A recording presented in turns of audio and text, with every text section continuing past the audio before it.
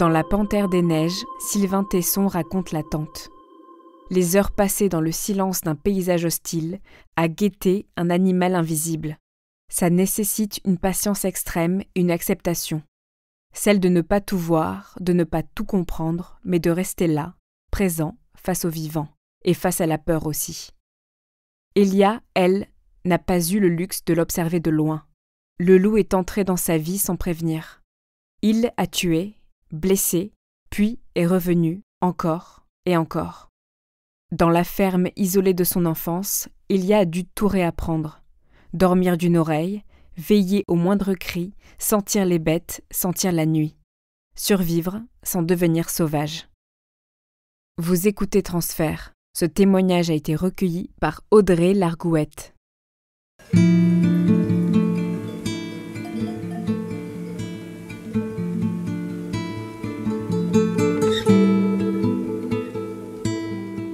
J'habite dans le massif des Monges, dans les Alpes de Haute-Provence, depuis mes 3 mois. Mes parents se sont installés ici à Auton pour élever des brebis. Pour moi, ces montagnes et tout ce qui m'entoure, ça fait partie presque de ma famille. Je les vois presque comme des personnes, ces montagnes. Toute petite, j'adore partir découvrir des vallons, des bouts de collines. Donc je pars toute seule à l'aventure et je remonte un petit ruisseau et puis j'ai l'impression de redécouvrir un univers merveilleux à chaque coin de vallon et c'est très très propice pour moi à l'imaginaire. Ici, je suis attachée à tous les petits recoins et en fait c'est immense et en même temps on peut se perdre, on peut s'imaginer un tas d'histoires. Donc c'est une enfance merveilleuse, tout est idyllique. Le loup, pour moi, c'est juste une bête légendaire d'histoire. J'adore écouter La chèvre de Monsieur Seguin sous ma couette en cassette audio. C'est mon histoire préférée, qui est assez cruelle d'ailleurs parce qu'elle finit tachée de sang un petit matin et elle s'est beaucoup battue et elle finit par se faire manger. Et j'adore me faire peur avec cette histoire. Donc dans ce massif sauvage, c'est très embroussaillé, c'est très escarpé, il y a des grandes forêts. Donc mon père a un troupeau de à peu près 200 brebis à l'époque, ce qui est quand même un petit troupeau pour un paysan. Avec une race qui s'appelle les Morées rousses.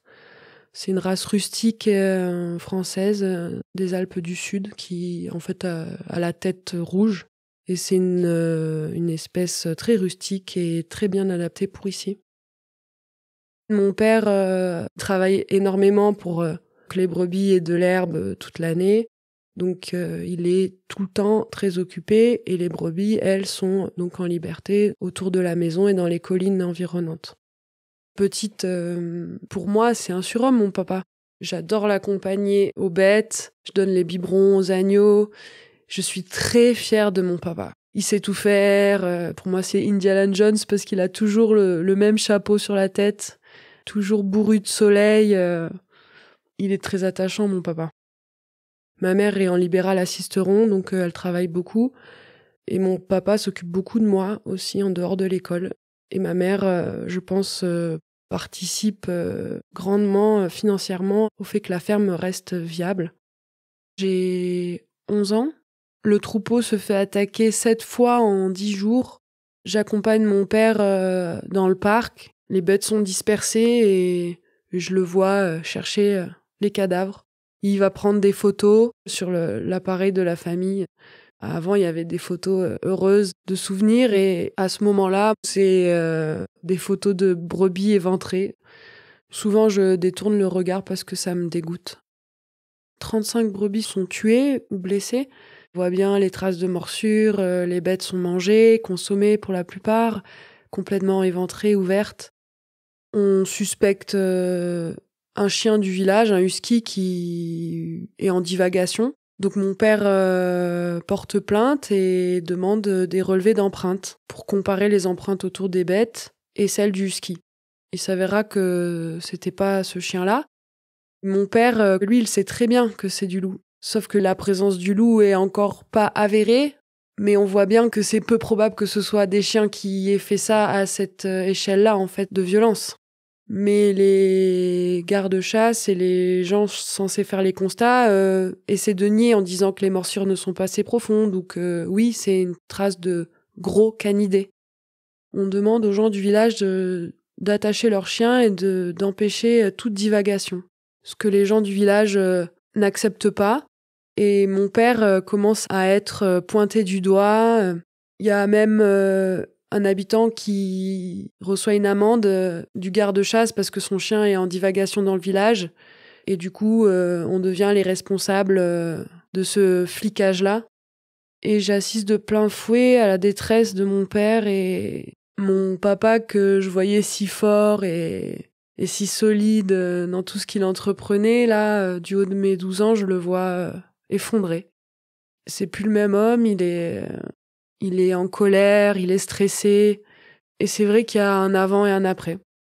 À contre-cœur et au mauvais moment, pour la saison, il rentre les brebis en plein mois de juin dans le bâtiment pendant des mois et les nourrit au foin parce qu'il ne peut plus les laisser dehors. Les attaques sont trop nombreuses et il en peut plus. Il n'y a pas de chien errant. Un chien, ça se voit. Les loups sont invisibles. Et c'est dans cette invisibilité-là, d'ailleurs, que le doute plane. Et ça le rend fou, en fait. Mon père se rend assez rapidement compte qu'il va pas pouvoir continuer à travailler comme ça. Donc il décide de vendre les brebis et de prendre des vaches de race Aubrac. Les Aubrac, elles sont très très belles. Moi, enfant, je suis un peu impressionnée parce qu'elles ont des grandes cornes, elles ont les yeux tout noirs, maquillés, le bout des cornes noires, le nez noir. Elles sont très élégantes. C'est des vaches rustiques, donc qui sont assez bien adaptées à ici finalement, même si le terrain est assez escarpé. Elles s'adaptent bien.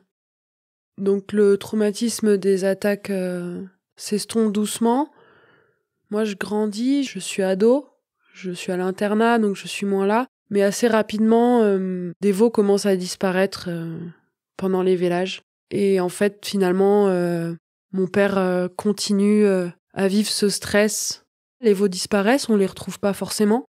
Il ose pas faire constater aussi quand on en retrouve parce que il reste très méfiant vis-à-vis des services de l'État et il a pas envie qu'on continue à remettre en cause sa parole. Ça dure des années tout ça. Il en fait constater. Souvent, les constats disent grand canidé, loup exclu. Un berger, un jour témoignera qu'il en a vu 5. Donc, je pense que c'est avéré. La meute est bien là et installée. C'est un terrain vraiment propice, je pense, pour les meutes. Moi, je continue mes études. Après l'internat, je m'en vais faire un BTS en Haute-Savoie. J'ai un peu les mêmes ambitions que mon père. Je veux être accompagnatrice en montagne. Je voudrais faire de l'encadrement. Et aussi, je vois mon père qui s'épuise. Il y a une ambiance de stress, en fait, permanente. Surtout au moment des vélages où les bêtes sont sur la défensive et essaient de défendre leurs veaux. Je le vois un peu à distance parce que je m'en vais faire ces études-là. Après, je pars 1 an aux États-Unis pour apprendre l'anglais. Et je sais qu'il est épuisé, je sais que les attaques continuent, je sais qu'il est stressé. Et donc, au bout d'1 an de voyage à l'étranger et après avoir eu mon brevet d'état d'accompagnatrice, je décide de revenir et de m'installer sur la ferme avec lui.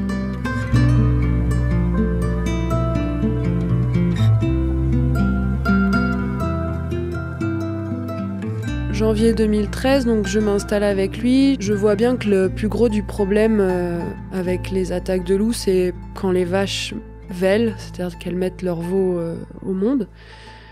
Et c'est à ce moment-là qu'on a les disparitions, donc je décide de rassembler le troupeau proche de la maison et de faire en sorte que les vélages aient lieu toujours à la même période de l'année. Moi, ce que je veux, c'est avoir des preuves et être là quand il y a les attaques. Je supporte plus cette invisibilité et je veux assister en direct à ce qui se passe. Je suis au plus près des bêtes. Je les aime beaucoup en plus, ces vaches. Elles sont très attachantes et donc je surveille celles qui vont véler. Elles sont parquées juste derrière la maison, dans un petit parc qui est pas non plus très grand, mais il y a quand même des buissons, voilà. Les vaches, en fait, elles aiment s'isoler quand elles font leur veau. Elles restent pas au milieu du troupeau, elles se cachent un petit peu. Je sais qu'il y en a une là qui va véler, et la nuit tombe et je la trouve pas. Je la cherche, je la trouve pas. Et je finis par la trouver vers 9h du soir, 9-10h. Je la trouve en train de lécher son veau chaud, fumant, parce qu'il faisait froid. Donc je m'approche et je vois qu'il y a un problème, il bouge pas. Et en fait, au moment où j'arrive tout près d'eux, je vois que le veau est complètement éventré et qu'il manque en fait les organes et qu'il s'est fait manger. Et là, je comprends que pendant que la vache était en train de véler, les loups sont venus dévorer le veau en train de naître. Ils l'ont juste dévoré pendant qu'elle était en train de pousser. Elle le sait pas, elle est en train de le lécher, persuadée qu'il est vivant. Moi, je m'en veux parce que je sais qu'elle allait véler et j'étais pas là. J'assiste à cette scène complètement surnaturelle, la naissance et la mort au même endroit, au même moment, et ça va être le début de l'enfer qui va continuer en fait. J'essaye de prendre en main la situation. Je rapproche les bêtes de moi, mais en fait le problème se rapproche de moi aussi. Même en ramenant les vaches proches de la maison, il faut bien qu'elles partent au printemps aussi dans les parcs et les autres pâturages, donc on continue à avoir des pertes de veaux. Et on commence même à avoir des vaches qui sont tuées. On n'appelle pas toujours les services de l'État pour les constats parce qu'on sait qu'on va nous dire que c'est pas du loup. J'ai une vache qui est tuée sur la crête au-dessus de la maison, qui allait véler, qui était grosse, qui s'est fait tuer dans la pente, tête en bas, elle a arraché un arbre, elle a fait presque une tranchée avant d'aller mourir. Et elle est très peu consommée. On commence aussi à avoir des bêtes qui meurent de causes étranges, sans forcément être mangées. Et même nous, ça nous met du doute, en fait. Avec mon père, on continue à faire au mieux, mais on est très souvent stressés. On se sent tous les deux impuissants et ça crée des tensions entre nous et le travail est de plus en plus dur. En 2015, j'ai 25 ans et c'est la fin de l'hiver. On va bientôt remettre les vaches en pâturage. Elles ont quasiment toutes vélé. Une nuit, j'entends les vaches meugler, j'entends courir. Je me réveille, je vais voir et là je vois que les vaches en fait ont cassé toutes les clôtures et se sont enfuies du parc où je les mets pour véler. Donc je peux rien faire, je suis juste impuissante. C'est la nuit, il fait froid et j'imagine le pire. Le lendemain, je répare la clôture et je les localise. Elles sont parties sur la montagne derrière. Donc je pars avec ma chienne et mon bâton, puis je décide de les ramener dans leur parc. Donc ça me prend quelques heures parce que le temps de les rejoindre, c'est assez raide. Quand je rejoins le troupeau, les bêtes sont très stressées. Elles meuglent, elles ont peur, ça court, elles ont les veaux dans les pattes, donc elles sont sur la défensive. J'ai un seau de grain, je les appelle. J'essaie de les calmer, de les rassurer avec ma voix. Et je redescends avec tout le troupeau qui décide de me suivre, aidé de mon chien. Elles m'obéissent et je les ramène tranquillement dans leur parc. Sauf qu'il en manque une, c'est la seule qui n'a pas encore vélé. Et donc, une fois que tout le monde est en sécurité dans le parc, je pars à la recherche de cette vache qui manque. La boule au ventre parce que j'imagine bien que potentiellement je peux la trouver morte ou alors autour de son veau qui se serait fait manger. Je suis un petit peu pressée parce que je veux aller à un concert à Marseille le soir. Ça fait très longtemps que j'ai réservé les places. Donc je me dis hors de question que je laisse la vache toute seule en dehors du parc ce soir. Au bout de plusieurs heures de recherche, je la trouve au fond d'un vallon avec son veau. Donc elle a vélé dans la nuit. Elle est assez stressée, elle me regarde approcher. C'est pas la vache la plus sympa du troupeau, mais je sais qu'elle vient facilement au seau. Seule, je vais pas y arriver. Donc je décide d'appeler ma mère pour qu'elle vienne m'aider parce que le veau vient juste de naître et qu'il a besoin qu'on l'aide à marcher pour pouvoir rejoindre le troupeau. Donc je donne le seau à ma mère pour que la vache continue à la suivre elle. Et puis dans les endroits un peu délicats, j'aide le veau à traverser des petits endroits raides un peu où il pourrait glisser. La vache suit tranquillement ma mère. C'est assez calme. D'ailleurs, je suis assez contente. Je me dis, bon, super, je vais pouvoir être à l'heure, pas rater mon concert. Et d'un coup, sous un arbre, sous un grand hêtre, elle s'arrête. Elle veut plus avancer. Je prends mon bâton et je lui demande d'avancer. Là, elle se retourne vers moi et elle me regarde. Et elle me fonce dessus et là je comprends que il faut que je me dégage, donc je me tourne et je pars en courant. Et je suis très proche d'elle, donc en fait j'ai pas le temps. Je l'entends courir derrière moi et elle me rattrape dans le dos et elle me met à terre. Avec sa tête et ses cornes, elle se déchaîne sur moi. J'ai sa tête sur mon cou et elle bouge sa tête dans tous les sens. Littéralement, je sens mes os qui se cassent les uns après les autres. J'hurle comme j'ai jamais hurlé, sauf qu'elle me tient par la gorge et puis là, je hurle et je vois qu'elle s'arrête pas. C'est une puissance sans nom, je peux rien faire. Et j'entends ma mère qui hurle, qui a récupéré un bâton et elle est en train d'essayer de la faire me lâcher. La vache est furieuse en fait. Je sens qu'elle veut juste me tuer. Ma mère continue à m'appeler. Il y a un tout petit moment de répit, je pense de quelques secondes. Et là, elle revient. Je comprends que je vais mourir. J'arrête de me battre et j'accepte que je suis en train de mourir en fait. Et je pense à ma mère qui est en train d'essayer de me sauver. Et je me dis, il faut qu'elle sache que je l'aime. Et du coup, je lui dis, je t'aime. La vache, elle me lâche. Et elle s'en va. Bizarrement, après, mon corps a lâché et je rentre dans un espèce d'état second, mais je suis consciente de tout. Et les pompiers vont arriver 30 minutes après. Je veux pas qu'ils me touchent, je veux pas qu'on me touche. Je hurle, je leur demande de me laisser tranquille. Je suis en état de choc complet et l'hélicoptère arrive et il m'emmène à l'hôpital de Digne. Ma mère me rejoint rapidement à l'hôpital et elle essaie de décrire au médecin en fait ce que je viens de subir. Mais je crois qu'ils se rendent pas compte de la violence de l'attaque. Et ils me font une radio et ils lui disent elle a juste la clavicule cassée, elle va pouvoir rentrer ce soir. Et quelques côtes. Ma mère leur répète non mais c'est pas possible. Elle essaie de leur expliquer. Vous avez déjà vu une vache charger quelqu'un, c'est impossible qu'elle ait que la clavicule. Gardez-la ce soir. Donc ils décident de me faire un scanner le lendemain matin. Moi je vomis. Je souffre tellement, je peux pas bouger la tête. Je peux absolument pas bouger. En fait, j'ai 5 ou 6 côtes cassées, la clavicule et les cervicales cassées dans le corps et broyées dans l'articulation et déplacées. Et ma cage thoracique est enfoncée. Et ils se rendent compte que m'opérer, ça va être dangereux pour moi parce qu'ils risquent de me rendre tétraplégique. Donc ils décident de faire une vieille technique. Donc ils me perforent la tête pour pouvoir me tracter la tête avec un poids de 3 kilos, avec une poulie. Mais je vais rester suspendue 12 heures sur 24 pour essayer de me remettre dans l'axe en fait. Voilà, je suis inerte, je supporte très mal la morphine, je vomis toujours. C'est une douleur horrible. Je crois que c'est la morphine qui me fait vomir. À un moment, je veux plus qu'on m'en donne, mais la souffrance est tellement grande que c'est ma mère en pleurs qui me supplie de reprendre la morphine. Donc ces 7 jours passent, ils me refont un scanner et ça a pas bougé. Donc ils décident de m'opérer. L'opération se passe plutôt bien, sauf qu'ils arrivent pas à me remettre dans l'axe, donc ils décident de me mettre comme des serre-joints dans le cou et de me mettre un greffon osseux pour que l'articulation s'ossifie. Et ils referment.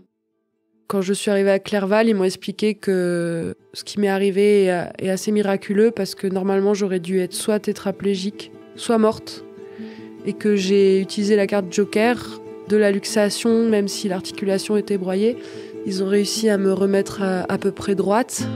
Donc voilà, je suis tordue mais bien vivante et ça tient comme ça.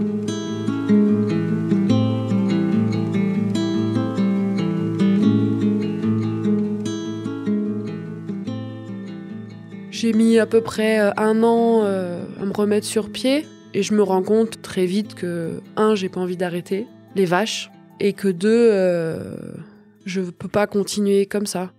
Depuis l'accident, j'ai un statut de travailleur handicapé, donc je décide avec mon père de changer le système et de faire un nouveau bâtiment pour qu'on puisse faire véler les vaches en intérieur.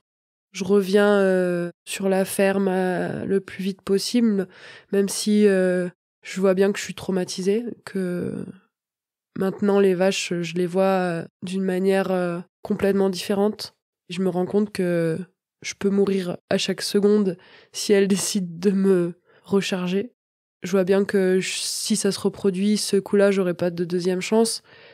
Donc je comprends vite qu'il va falloir que je change de relation avec elles et aussi de méthode de travail si je veux continuer. Et je suis sûre que je veux continuer. J'ai même envie d'être encore plus proche d'elles et j'ai un besoin de réparation du lien avec mon troupeau. Je suis obligée de me séparer des bêtes qui ont un comportement agressif pendant les vélages pour être sûre que mon accident ne se reproduise pas. Ça va prendre des années pour sélectionner les animaux les plus dociles et les mères les plus gentilles. Je vais devoir faire de l'EMDR aussi pour m'enlever le trauma de l'accident, pour pouvoir recirculer tranquillement dans mes vaches en leur faisant confiance. Le MDR m'a beaucoup aidé pour enlever cette peur que j'avais vraiment inhérente dès que je voyais une vache qui me regardait. J'avais l'impression de me retrouver dans la situation juste avant qu'elle me charge. C'est une technique qui a été inventée aux États-Unis. Et en fait, c'est un mouvement des yeux associé à un son qui va de gauche à droite. Et ça permet, en fait, en visualisant la scène traumatique, de la ranger dans le dossier souvenir du cerveau et non pas dans la case émotion. C'est-à-dire que quand on s'en rappelle, on revit pas l'émotion de l'événement. Malgré ça, la nuit et pendant ces périodes de vélage, dès que j'entends une vache meugler, dès que j'entends un bruit suspect, je me réveille en sursaut, angoissée, en hypervigilance. J'ai le cœur qui s'accélère et ça me fait ça toutes les nuits. J'essaie de me rassurer, de me dire qu'elles sont dans le bâtiment, que tout va bien, qu'elles peuvent pas être attaquées à l'intérieur. Sauf que avec le changement de pratique, j'ai d'autres problèmes qui apparaissent. Les bêtes n'ont pas l'habitude de véler dedans. Donc elles sont plus stressées, elles, pour le vélage. J'ai des vélages qui se passent moins bien aussi. Ça va être donc encore des années d'apprentissage pour elles et pour moi. Je décide de continuer. Parfois, je me demande pourquoi. Mais je suis très attachée à mon troupeau, quoi. Et puis de vivre tout ça, je pense que je m'oublie presque. Je vois plus trop la différence entre elles et moi, et tout ce que je veux, c'est qu'elles aillent bien et qu'elles soient en sécurité. Donc un matin, j'ai fini de nourrir les vaches. Il doit être 10h. Donc je les lâche pour qu'elles puissent aller dans un petit parc devant le bâtiment, prendre le soleil et se dégourdir les pattes. Les veaux sont déjà un petit peu plus grands quand je fais ça. Et donc je marche sur le chemin pour remonter à ma maison et là je vois un chien gris qui passe en trottinant derrière ma maison. Je me dis mais qu'est-ce que c'est ce truc? Et en fait je le réaperçois et je comprends que c'est un loup. Ça me semble tellement improbable de le voir à cette heure-là du matin en plein jour que j'ai même du mal à y croire alors que je l'ai sous les yeux. En fait il est là tout le temps mais mes vaches sont dedans. Du coup, je me sens plutôt protégée, je me dis j'ai fait ce qu'il faut et je vais peut-être enfin être récompensée aussi. Je me dis que si j'en suis arrivée là, ça va bien finir par s'arrêter et là, il est devant la maison mais il peut pas les attaquer. Donc avec ce nouveau système, je suis tranquille en fait, j'ai plus d'attaques. Je suis très contente de juste travailler normalement et de pouvoir enfin arriver à un moment de ma vie où j'ai l'impression que les choses s'alignent un petit peu. J'ai un engagement moral envers mes animaux, de m'assurer de leur sécurité, de leur confort. Sous ma protection, elles deviennent un animal tranquille et serein, normalement. C'est ça la relation de l'homme avec l'animal. Pour moi, c'est ça. J'ai une responsabilité, je me dois de les garder en sécurité et j'aimerais enlever la peur de leur vie, en fait. L'été 2024, je suis à un barbecue chez des voisins. On est le 21 juin et on s'apprête à partir en vacances. C'est la période de l'année où je peux un petit peu relâcher parce que les bêtes sont en pâturage d'été. C'est un magnifique parc où il y a de l'ombre, de l'eau.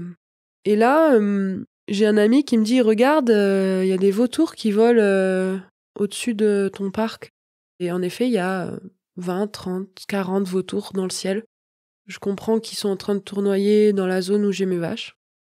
Je dis à mon père « On verra demain. » On profite du moment. Et mon père, tout de suite, il comprend qu'il y a un gros problème. Il dit non, j'y vais. Il part voir, donc il revient 2 heures plus tard, vers 10 heures du soir, et il me dit il y a un bœuf qui est mort. C'est un bœuf de 19 mois. C'est pas un veau de quelques semaines ni de quelques jours, un bœuf quoi. Je me dis que c'est peut-être une vipère qui l'a piqué ou un accident et je refuse littéralement de penser à une possible attaque. On fait faire un constat par l'OFB sur la bête. L'OFB, c'est l'Office français de la biodiversité, c'est la police de l'environnement en gros. Donc il n'y a pas de traces de morsures ni quoi que ce soit parce que les vautours, en très peu de temps, en 2 heures, ils sont capables de nettoyer une carcasse. Donc le constat... c'est juste pour constater que la bête a été mangée par les vautours et puis qu'elle est morte, quoi. Et j'ai très envie de partir en vacances, donc on part quand même 3 jours après cet événement. On vient d'arriver en vacances, on a fait 6 heures de route, et le lendemain, mon père m'appelle en disant « il y en a un autre ». Il faut savoir qu'à ce moment-là, mon père a pris sa retraite et qu'il me remplace. J'ai pas du tout envie de le laisser dans cette situation qui a pu lui causer tant de stress il y a 25 ans. Donc on décide de rentrer dans la nuit, en urgence. J'arrive sur place, je trouve donc un autre bœuf, pareil, 19-20 mois, très gros. Pas une trace de déchirure, de morsure. Il a quelques gouttes de sang sur le museau, mais je me dis c'est pas possible. Il y a une maladie où il s'est lui aussi fait piquer. Je remonte au-dessus de la carcasse et je vois des traces de course-poursuite, des branches cassées, des traces de pattes, des bouts entraînés comme si des bêtes avaient vraiment couru et je vois la direction. Donc je remonte en suivant ces traces de course et j'arrive dans une petite clairière et là je trouve une velle morte avec sa mère sur le flanc et sa mère qui défend la velle. Elle me laisse pas trop approcher, vu mon passé, bon, je m'approche pas plus, mais j'ai pas l'impression qu'elle est éventrée. Et là, je commence à devenir un peu folle, en fait. Je me dis, c'est pas possible, 3 bêtes en même pas, ça devait faire le 5e jour. Quand on a une bête tuée ou qu'on suspecte une attaque de loup, on appelle un répondeur dédié, en fait, et on laisse un message en donnant son numéro d'exploitation, le numéro de la bête, et on attend qu'ils nous rappellent pour savoir quand est-ce qu'ils vont pouvoir venir faire un constat. En général, le plus rapidement possible. Du coup, j'appelle le répondeur loup pour faire le constat sur les 2 bêtes.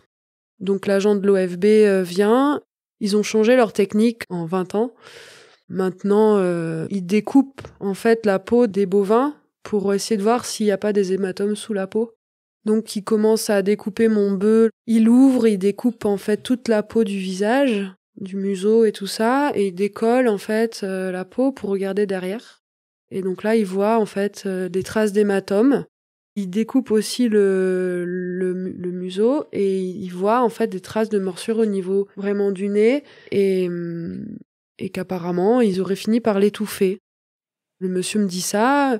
Moi, j'étais un peu dans une posture où ils allaient me dire « Mais non, c'est pas du loup, madame, vous voyez bien. » Par habitude. Non, il dit « Non, là, il y a des morsures. » Et moi, je suis toujours un petit peu dans un déni. Et c'est l'agent de l'OFB qui me met la main sur l'épaule en me disant « Arrêtez de douter, je vous assure que c'est du loup. » Il monte à la petite velle, tué au-dessus, et sa mère est partie, donc on peut faire la même chose sur elle. Et pareil, traces au museau et au cou, des traces aussi à l'arrière de la jambe. Il découpe également la peau derrière les jambes. Mais la bête n'est pas mangée. Et ça, je comprends pas, moi. Je comprends pas pourquoi il tue et pourquoi il mange pas.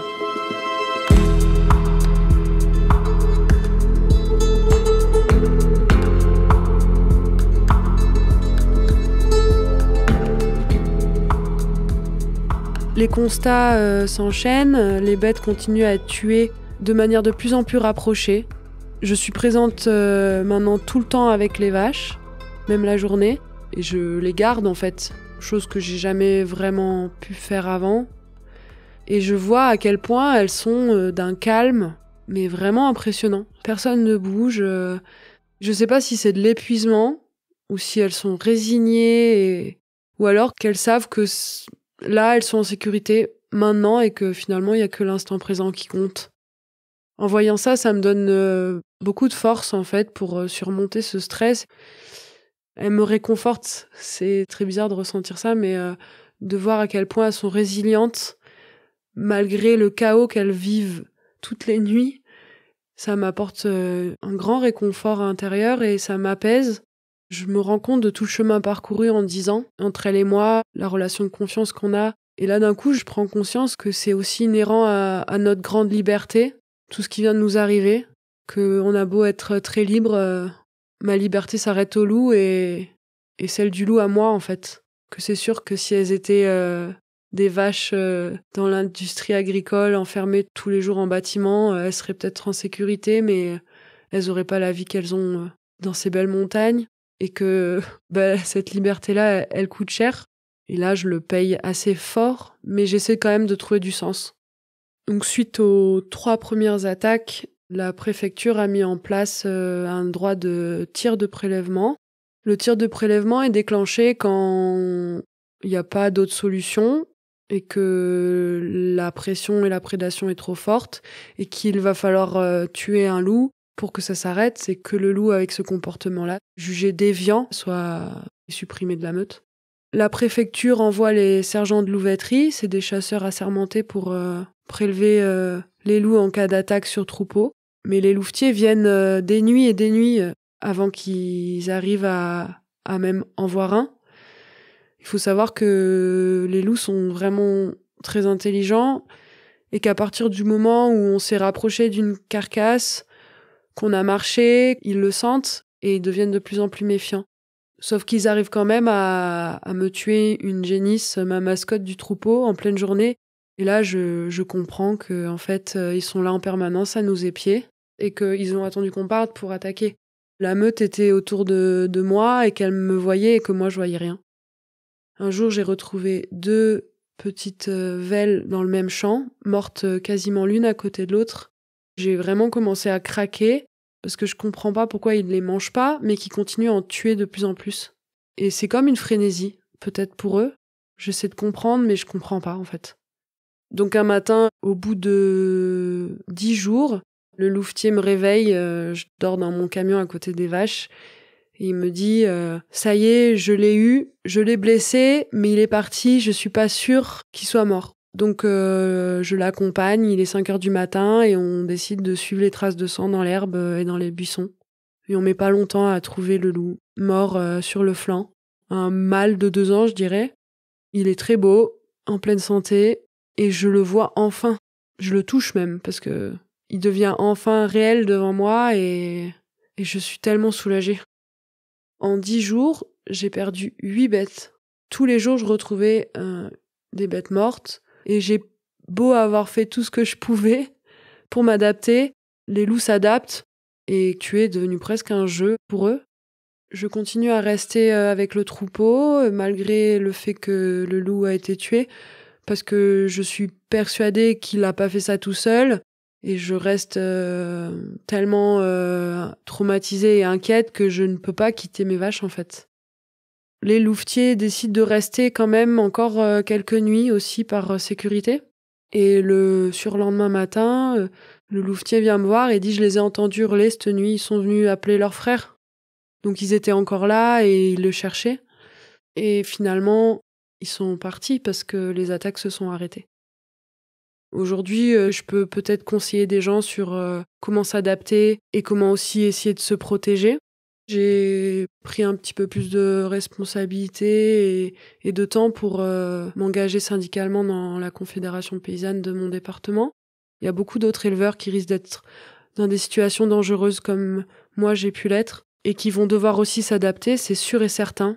Les gens qui idéalisent le monde sauvage, qui trouvent que c'est une aventure incroyable ou qui pourraient juste rêver de pouvoir se retrouver dans ces espaces-là, de ressentir la présence des loups autour, de voir les vautours voler dans le ciel et tout ça, bien sûr, ça peut être très beau en images, mais de le vivre vraiment, c'est violent en fait. C'est juste vraiment de la violence, même si elle est naturelle, même si elle est inhérente à la nature. Mais j'aimerais vraiment qu'on puisse se rendre compte de ce que ça représente sur nos vies intimes en fait.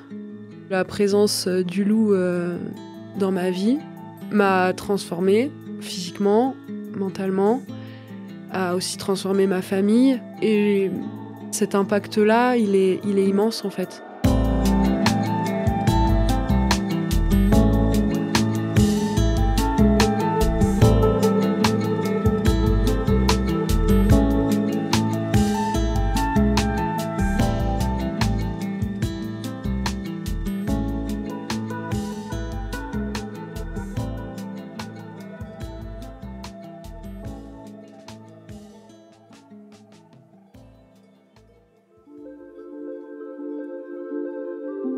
Vous venez d'écouter Transfert. Ce témoignage a été recueilli par Audrey Largouette. Transfert est produit par Slate Podcast. Direction et production éditoriale, Sarah Koskiewicz et Benjamin Septem-Ours. Chargée de production, Astrid Verdun. Chargée de post-production, Mona Delahaye. Montage, Camille Legras et Mona Delahaye. Musique originale, Nicolas Mollet. L'introduction est écrite par Sarah Koskiewicz et Benjamin Septem-Ours. Elle est lue par Aurélie Rodriguez. Retrouvez Transfert tous les jeudis sur slate.fr et sur votre application d'écoute préférée. Découvrez aussi Transfert Club, l'offre premium de Transfert. 3 fois par mois, Transfert donne accès à du contenu exclusif, des histoires inédites et les coulisses de vos épisodes préférés. Pour vous abonner, rendez-vous sur slate.fr/transfertclub. Pour proposer une histoire, vous pouvez nous envoyer un mail à l'adresse transfert@slate.fr.